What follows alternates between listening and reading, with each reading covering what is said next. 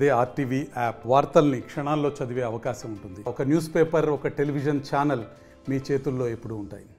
ఇదైతే ఆంధ్ర రాష్ట్రంలో 2019లో ఏర్పాటైనటువంటి వైఎస్ఆర్ కాంగ్రెస్ పార్టీ జగన్మోహన్ రెడ్డి ప్రభుత్వం ఏర్పాటైన తర్వాత ఏర్పాటుకు ముందుకు కూడా అనేక సందర్భాలు ప్రజల వద్దకు పోయి ఈ ఆంధ్ర రాష్ట్రంలో అక్క చెల్లెలకు భరోసానిస్తూ, అందరికి అన్ని వర్గాలకి భరోసానిస్తూ పూర్తిగా మద్యపానాన్ని నిషేధిస్తాను అని చెప్పినటువంటి ఈ మహానుభావుడు జగన్మోహన్ రెడ్డి అధికారం కట్టపెడితే మాయమాటలు చెప్పి అధికారంలోకి వచ్చిన వెంటనే ఆయన చెప్పినటువంటి ఏదైతే ప్రజలకు ఇచ్చినటువంటి హామీలన్నీ కూడా తొంగలో తొక్కారు.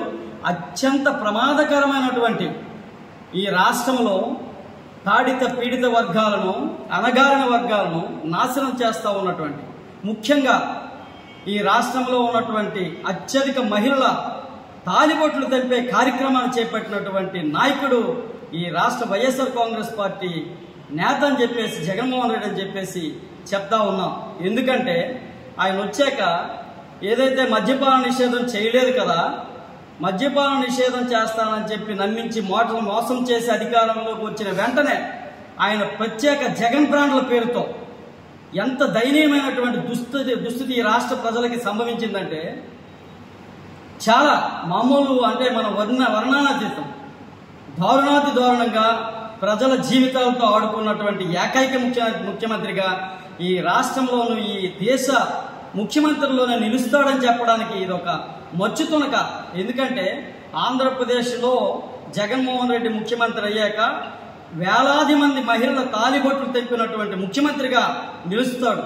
ఎందుకంటే మద్యపాన నిషేధం ఒక మాట ఇచ్చామంటే మాటకి కట్టుబడి, మేనిఫెస్టోలో పెట్టి కట్టుబడి ఉన్నటువంటి నాయకుడే ఈ ఆంధ్రప్రదేశ్ ప్రజలు కానీ, దేశ ప్రజలు కానీ విశ్వాసాన్ని చెరగొంటారు.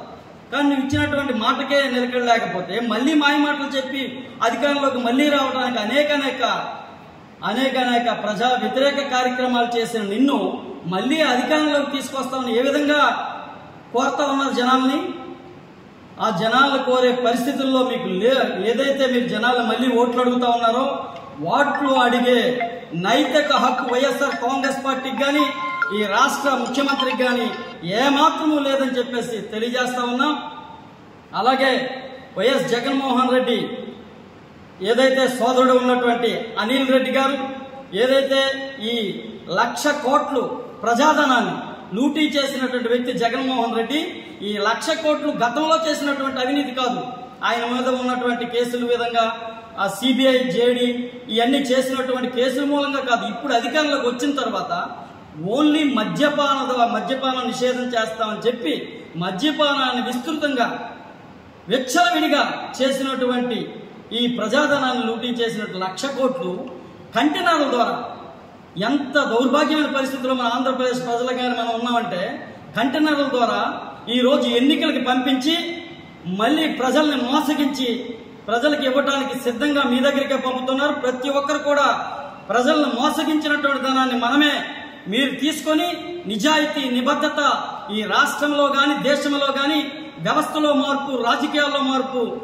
తీసుకురావడానికి కంకణం కట్టుకున్నటువంటి ఏదైతే ఎన్డీఏ కూటమి ప్రభుత్వం ఈ రాష్ట్ర ప్రజలకు అవసరం. కూటమి ప్రభుత్వం ద్వారానే ప్రజలకి నూతన మార్పులు, నూతన వ్యవస్థలో మార్పులు, వారి జీవన ప్రమాణంలో మంచి మార్పులకు నాంది పలుకుతుందని తెలియజేస్తా ఉన్నాం. అందుకని ప్రజలందరూ కూడా ఆలోచన చేసి ఇటువంటి ముఖ్యమంత్రికి జగన్మోహన్ రెడ్డికి మళ్లీ రానికుండా, మనం నెత్తిన ఎక్కించుకోకుండా దయచేసి ఆలోచన చేయాలా, చైతన్యపరచాలా. ప్రజాస్వామ్యవాదులు కానీ, ముఖ్యంగా ప్రజాస్వామ్యవాదులు అందరూ కూడా ఆలోచన చేసి ఈ రాష్ట్రానికి పట్టినటువంటి దరిద్రాన్ని వదిలించాలా. ఏదైతే ఈ రాష్ట్రానికి, దేశ భవిష్యత్తుకు నిజాయితీ, నిబద్ధత కలిగినటువంటి ఏకైక నాయకుడిగా ఉన్నటువంటి శ్రీ కొణిదెల పవన్ కళ్యాణ్ గారు తీసుకున్నటువంటి నిర్ణయం కానీ, అలాగే ఈ ఆంధ్రప్రదేశ్ని 14 ఏళ్ల ముఖ్యమంత్రిగా ఒక దశ కార్యక్రమం తీసుకుని అనేక సంక్షేమ కార్యక్రమాలకి నిలయంగా ఉన్నటువంటి శ్రీ నారా చంద్రబాబు నాయుడు గారు కానీ, భారతదేశ చరిత్రని ఇనుమడింపజేసి ప్రపంచ స్థాయిలో నిలిపినటువంటి శ్రీ ప్రధానమంత్రి నరేంద్ర మోడీ గారు కానీ తీసుకున్నటువంటి ఈ కూటమికి ఓట్లేసి గెలిపించి ప్రజల జీవన విధానంలో మెరుగైనటువంటి మార్పులకు నాంది పలకాలని ప్రజలకి కోరుతా ఉన్నాం. మరిన్ని వీడియోస్ కోసం ఛానల్ ని సబ్స్క్రైబ్ చేయండి. లేటెస్ట్ అప్డేట్స్ కోసం వాట్సాప్ ఛానల్ ని ఫాలో చేయండి. అండ్ లింక్ డిస్క్రిప్షన్ లో ఉంది.